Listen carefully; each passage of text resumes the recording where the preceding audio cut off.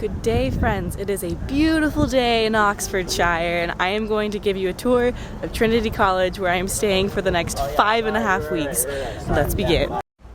So when you enter the college, this is what you see. I'm looking at the chapel right now. There's also this really old tree that's been here for hundreds of years. Surprise, just like everything else here. And then there's this beautiful lawn in front of me. And in the background, there's some dorms where people stay. Interesting fact about this lawn. You're not allowed to walk on any of the lawns in Trinity College except the one in the very back of the college. The reason for this is because people who go to this college are allowed to spread their ashes across the lawns when they die. There's the entrance and the gate where people look at us like monkeys while we're studying here. So because people can spread their ashes after they passed, you're not allowed to walk on the lawns. You're not allowed to loiter on the lawns or sit on the lawns. You are definitely not allowed to put a blanket on the lawns, because that is seriously against the rules and you might kill the grass, is what they say. And there are 3 punishments for doing this. You can either choose to be electrocuted, beheaded, or to pay 35 pounds. Not sure which one is best, but those are your options. This is the archway that leads to the main quadrangle. Guess what? You're also not allowed to step on that grass. What's interesting about this grass, though, is that when the rowing team wins like a race, if they win their championship or whatever, they burn their boat in the middle of this quad. As you can see, the quad looks really good. Okay, so we can't actually go into the church. Another rule, it's fine. I went there a few days ago and they have the most beautiful stained glass windows though, and I'm gonna show you them from the outside if that counts for anything. It's amazing though. It's pretty good looking. And then over here is the dining hall, and the dining hall is so Harry Potter. It's awesome. It's also closed right now, and it's pretty great.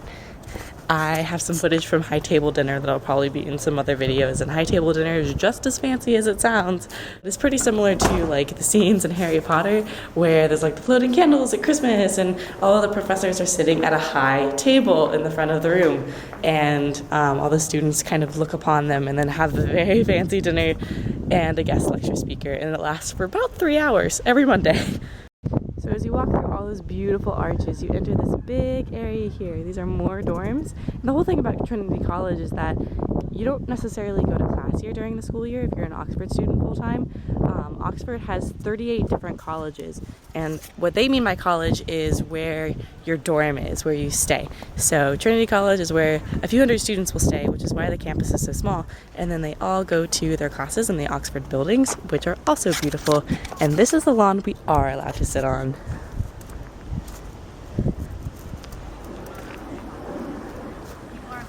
It has gardens. And people look into the gate when they don't want to pay £1 to £2 to actually visit Trinity College. Don't blame them, but it's so beautiful. And it's crazy to me to think about what people are missing when they just walk past the gate in the front of Trinity College and they don't know what's here. But it is an absolutely beautiful day. You can see the blue sky and a plane up there, and over there by the tent and where all the people are who are playing croquet. That's where we had mimosas on the lawn with our professors on Monday night. And that's what I think is really great about this place, is even though there's all these formalities and all of this history and so many rules to follow in Oxford, it's still comfortable. It's still a place where you talk to your professors casually and you have conversations with them, and it's expected that you just talk to them as if they're your friends. And yesterday we went to Stratford with our Shakespeare professor, and we saw As You Like It, and we did a whole lot of really wonderful things, and I had great conversations with my teacher, Elizabeth Dutton. Dr. Dutton is the best. I'm just in awe that I'm here and that I get to live here. I get to live in this most beautiful place, and it doesn't really feel like my life. So here's this beautiful, beautiful back fence, and we're allowed to enter through that beautiful little blue door over there because people were actually that short, and they're like a good foot shorter than I am.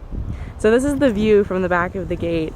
That's where a lot of the dorms are, and then to the left of that building is the dining hall and the church, and then that's where we have mimosas on the lawn. It's fine, it's no big deal. We are not not allowed to have a red wine because it could stain this beautiful, beautiful green grass. Although we are allowed to drink white wine because it can't stain the grass.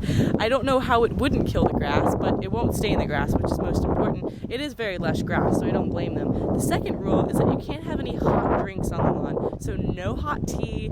In the Bodleian Library, which is amazing, they have this rule that you're not allowed to bring livestock into the library. So I'm just picturing some guy in the 15th century like bringing in a cow to study, you know, agriculture or something.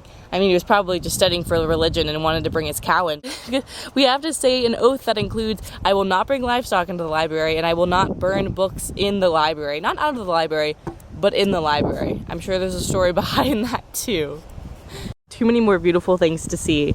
There's walls that line the entirety of Trinity College because they don't like outsiders to come in. It's actually really secure. And then there's a staircase for each different hall in the dorm. And the way staircases work is instead of just like walking into a big dorm like you'd have in the States and then just walking up the stairs or walking up the elevator, they have very specific staircases for each hall. And my room is the second one across the quad there, behind the lion statue.